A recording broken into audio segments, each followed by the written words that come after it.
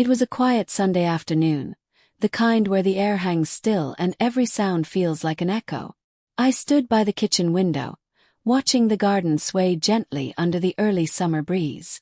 The light filtered through the lace curtains, casting delicate patterns on the floor, little reminders of the life I had built here alone.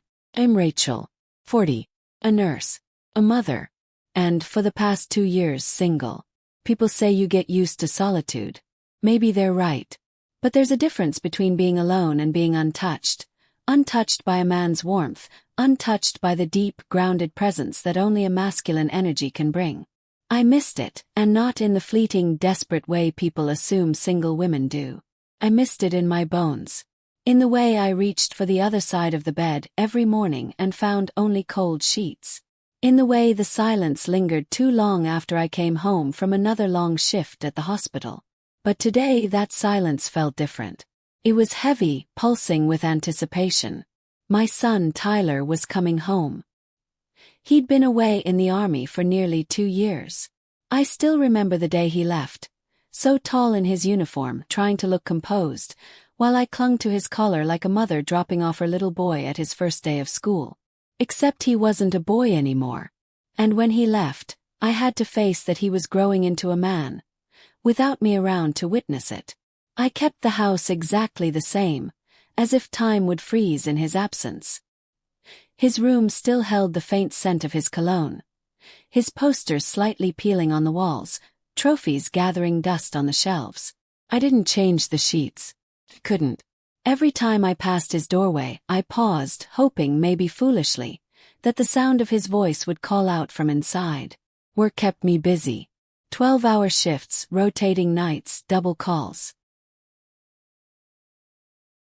The chaos of the ER was its own kind of distraction.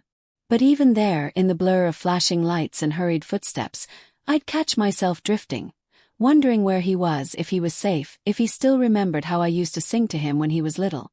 I'm still young, I remind myself sometimes. When I catch a patient, usually an older man, smiling a little too long as I take his pulse. Or when a fellow nurse jokes about setting me up. I look in the mirror and see it too. The curve of my waist still holds, my eyes haven't dulled, and my smile. Well, it's softer now, touched by experience, but it's still mine. But at home, it's the emptiness I feel most. No one to wrap their arms around me after a long shift. No one to fix the leaky faucet or reach the top shelf. No voice deeper than mine to hum through the walls at night. Till now. Tyler was due back this evening. My heart had been ticking faster all day, each hour pulling the anticipation tighter across my chest. I had cooked his favorite meal, roast chicken with rosemary, mashed potatoes with extra butter, and that terrible instant pudding he used to insist tasted better than homemade. The table was set. The wine breathed beside the glasses. And still I couldn't sit still. I wandered into his room and sat on the edge of his bed. Everything felt smaller here, like the room had shrunk since he left. Or maybe it was me who had expanded, filling every empty inch of his absence with worry and longing. Would he look different? Would he sound different? Would we still laugh about the same things? The thought of seeing him again stirred something deep and strange in me. Not inappropriate, no, never that, but primal. The ache of a woman who had spent too long holding it all together on her own. I touched the corner of his pillow and smiled, remembering how he used to pretend to sleep in on school mornings. His curls a mess, one arm always dangling off the bed. He'd groan and swat my hand away when I tried to wake him, only to ask, "What's for breakfast?" with his eyes still closed. "Why, Tyler." The clock struck 5. Any minute now. I smoothed my skirt and walked to the front door. My hands trembled as I placed them on the doorknob. I had waited 2 years for this. For him. For the moment when the silence in this house would break. And with it, maybe something in me would come alive again too. Before his arrival, I was in such a storm of emotions, I could barely sit still. My nerves buzzed with anticipation, that heavy, breathless kind that settles in your chest and won't let go. Every room in the house felt too small, too warm. I walked in circles, from the kitchen to the hallway to the living room and back again, unable to settle into any one space. I was excited, yes, but it was more than that. There was something else simmering under my skin, a restless, breathless tension that had been building for months, maybe even years. The long days of isolation, the absence of any male energy in the house, and the ache of loneliness. It had all grown too loud to ignore. So I did something I hadn't done in a while. I slipped into the bedroom and quietly closed the door behind me. The world outside could wait a few minutes. The dinner could wait. Even Tyler could wait, just for a moment. I opened the drawer beside my bed and reached for the small velvet pouch tucked beneath my sweaters. My little secret. My occasional escape. The warmth pooled low in my belly before I even touched it, the thought alone enough to push me over the edge of stillness. I lay back against the pillows, letting my fingers work out the storm inside me, imagining nothing and everything all at once. 15 minutes. Maybe a little more. I had barely caught my breath when the phone rang. I jolted upright, quickly scrambling to straighten myself, to bring my mind back to the surface of reality. My cheeks were warm, flushed, and I knew without looking that I hadn't quite composed myself. It was him. Taylor. "Hey, Mom." His voice came through, a little deeper than I remembered, tinged with the gentle rasp of manhood. "I'm outside." My heart did a strange little flip. "I'm coming," I managed, my voice breathy, slightly off. I cleared my throat, forcing calm into my words. "Just a second." I rushed to splash cold water on my face, running a brush through my hair with trembling hands. My reflection betrayed me, a little pink in the cheeks, eyes still too bright. But I had no more time. When I opened the door, there he stood. Taylor. Taller than I remembered. Broader. The uniform was gone, replaced by a casual black t-shirt stretched comfortably across his chest, jeans that hugged his long legs just right. His jawline had sharpened, but his smile was the same, warm, open, and just a touch mischievous. "Hi, Mom." "Hi," I breathed. He stepped forward and wrapped his arms around me, and I melted into the embrace without hesitation. His chest was solid against mine. His scent familiar yet changed, older, darker, but still him. That moment, brief and wordless, undid me in a way I hadn't anticipated. As he pulled back, his eyes lingered on me for a second too long. "You okay?" he asked gently, and I caught the hint of a smile playing at his lips. "You're kind of red." I laughed too quickly. "I was just rushing around. Got warm." He raised an eyebrow, and I could feel the weight of his gaze. Observant, knowing. He'd always been perceptive. Too perceptive, maybe. "Well," he said, stepping inside and kicking off his shoes, "I hope I didn't catch you at a bad time." My heart skipped again. I shook my head and smiled. "No," I replied softly. "You're right on time." He wandered into the living room, leaving his duffel bag by the door. I watched him, still catching my breath in more ways than one. My son was home, and somehow nothing felt simple anymore. The moment the door closed behind him, something shifted in the air. The house, which had felt cavernous and quiet just minutes ago, was suddenly full, alive. And I didn't want that feeling to slip away, not even for a second. "I made your favorite," I said quickly, guiding him toward the kitchen, trying to distract both him and myself from whatever lingering flush still colored my cheeks. "Roast chicken, mashed potatoes, and yes," I added with a small smile, "that awful pudding you still love." He laughed, that same boyish sound I hadn't heard in so long. "Seriously? You still remember?" Gave him a look. "Tyler, I'm your mother. I remember everything." Dinner was already on the table, warm and waiting. He sat down and immediately dug in, and I stood behind his chair for a moment longer than necessary, just watching him. The way he moved, the way his hands had grown broader, rougher. He ate with the kind of hunger that only a soldier could have, like every bite was a return to comfort. I couldn't help myself. As he finished his second helping, I moved behind him and gently ran my hand over his back, slowly, as if to convince myself he was real. The fabric of his shirt was soft under my fingertips, stretched across his strong frame. I leaned down and wrapped my arms around his shoulders, resting my cheek for a second against the side of his head. He paused, fork halfway to his mouth. "Mom," he said softly. I didn't answer at first. I just let myself hold him. It had been so long. Too long. And maybe, just maybe, I held him longer than necessary. When I finally stepped back, I caught the look in his eyes. A flicker of something, not confusion, not discomfort. Just awareness. He knew. He noticed. But he didn't pull away. Didn't say a word.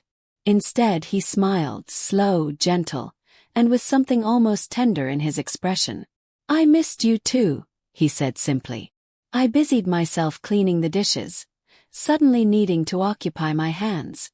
Behind me, he lingered in the kitchen, sipping water, watching me in that quiet way of his. Not saying much but present, observant, always reading between the lines. It was only the beginning of the evening, but already everything felt so different.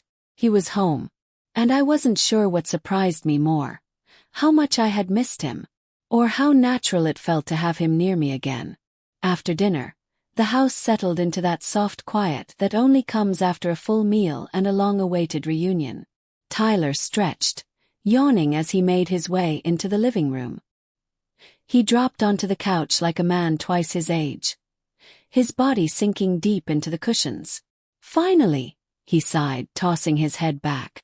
"This feels like home." I smiled from the doorway, wiping my hands on a dish towel. "Long drive.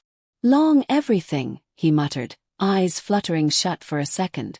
I walked over slowly, heart still fluttering with 100 little emotions I couldn't quite name. The warmth from earlier, the closeness at the table. It was still there, quiet but undeniable, a thread pulling us closer in small, tender ways. I glanced at him sprawled on the couch, and something playful sparked inside me. "You look too comfortable," I teased. He cracked one eye open. "I earned it." That was all the invitation I needed. With a grin, I walked over and plopped myself down onto his lap, laughing as he groaned dramatically. "Really?" he chuckled, his hands instinctively settling at my waist. "What are you, 12? "Payback," I said, poking him in the ribs. "For all those times you sat on me as a kid." He laughed again, a deep, unfiltered sound that filled the room. But as I shifted to stand up, ready to let the moment pass, something unexpected happened. He didn't let go. In fact, he tightened his grip, and before I could ask what he was doing, his fingers were at my sides, tickling mercilessly. "Tyler!" gasped, squirming. "Stop it." "Nope," he grinned, clearly enjoying every second of it. "You started it." I twisted and kicked, laughing so hard I could barely breathe, but he kept going, his grip surprisingly strong. Eventually, I lost the fight completely, tumbling sideways onto the couch with a breathless thud. He collapsed beside me, both of us breathless and grinning, the room filled with the warmth of laughter. It was innocent. It was familiar. But it was also different. Because for the first time in a long time I felt the electricity of being seen. Not as a mother. Not just as a nurse or a woman past her so-called prime. But simply as me. Lying there beside him, catching my breath, I turned my head slightly and saw him watching me.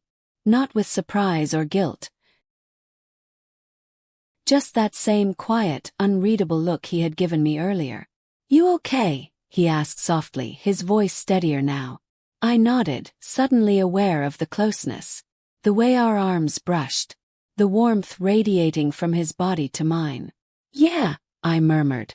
"I'm okay." But deep down I knew that nothing was quite the same anymore.